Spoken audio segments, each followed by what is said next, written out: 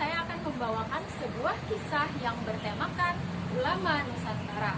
Mau tahu kisahnya bagaimana? Silakan simak video berikut ini. Di sebuah kampung yang berada di Kecamatan Astambul, tepat di Desa Lok Gabang, telah lahir seorang anak laki-laki yang diberi nama Muhammad Arsyad. Nama ayahnya Abdullah, seorang laki-laki yang terkenal zuhud. Nama ibunya Aminah, seorang perempuan yang solehah. Sejak kecil, Syekh Muhammad Arsyad Al-Banjari itu dididik oleh kedua orang tuanya dengan mengenalkan kalimat tauhid dan kalimat Rasul serta dibacakan ayat-ayat suci Al-Quran. Ketika berumur 7 tahun, pada saat itu Sultan Tahmidullah meminta kepada kedua orang tua Syekh Muhammad Arsyad Al-Banjari untuk belajar di istana. Ketika berumur 30 tahun, menikahlah Muhammad Arsyad dengan seorang wanita solehah yang bernama Bajut. Keluarganya hidup bahagia, dan Bajut pun mengandung anak pertama. Ketika itu terlintaslah di hati Muhammad Arsyad untuk pergi ke tanah suci Mekkah dan menuntut ilmu di sana. Dengan berat hati, Muhammad Arsyad mengatakan kepada istrinya, Aku ingin pergi ke tanah suci Mekkah dan menuntut ilmu di sana. Apakah kamu mengizinkan, wahai istriku? Bajut pun merasakan sedih karena pada saat itu Bajut sedang mengandung anak pertamanya. Namun karena niat suci Muhammad Arsyad, Bajut pun memberikan restu kepada suaminya. Baiklah, silahkan aku memberikan restu dan izinku untuk kamu pergi ke tanah suci Mekkah. selama belajar di Mekkah, Syekh Muhammad Arsyad Al-Banjari mempunyai 3 orang sahabat, seperti Abdul Wahab, Abdul Rahman, dan Abdul Somad dari tanah air Indonesia. Keduanya dikenal dengan sebutan 4 serangkai.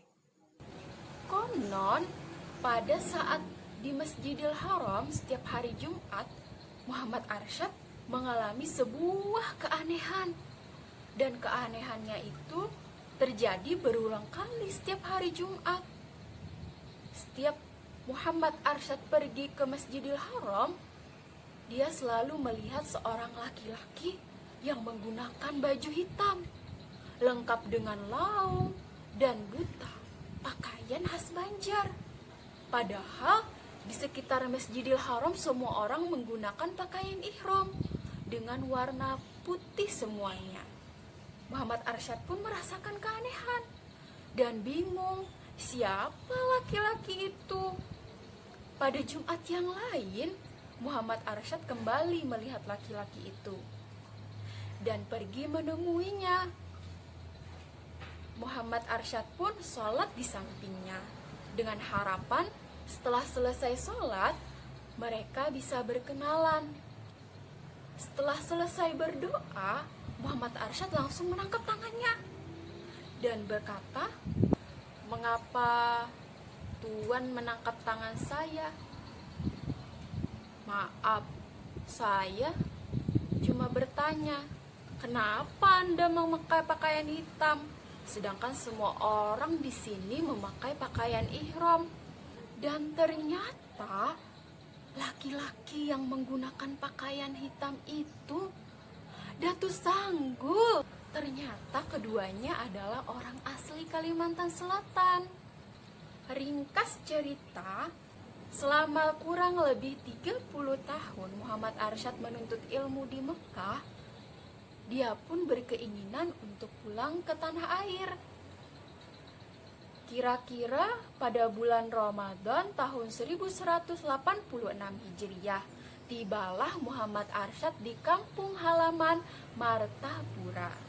Sesampainya di Martapura, Muhammad Arsyad langsung menemui Sultan dan disambutlah oleh warga Martapura dengan sangat gembira. Beberapa hari kemudian, Muhammad Arsyad dipinta untuk Sultan mengajar di istana. Beliau pun mengajarkan berbagai macam ilmu, seperti ilmu fikih, ilmu tauhid, ilmu tasawuf, dan ilmu yang lainnya.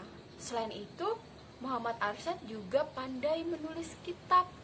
Di antara kitab karangan beliau, Durrun Nafis fi Ilmi Tauhid, Tuhfatur Raghibin fi Bayani Haqiqatul Iman, Luqtatul Ajlan fi Mas'alatil Khaid, dan yang paling terkenal adalah Sabilal Muhtadin. Kurang lebih selama 41 tahun, Muhammad Arsyad berdakwah di Martapura. Tepat pada tanggal 6 Syawal tahun 1122 Hijriah, Syekh Muhammad Arsyad Al-Banjari menutup usia.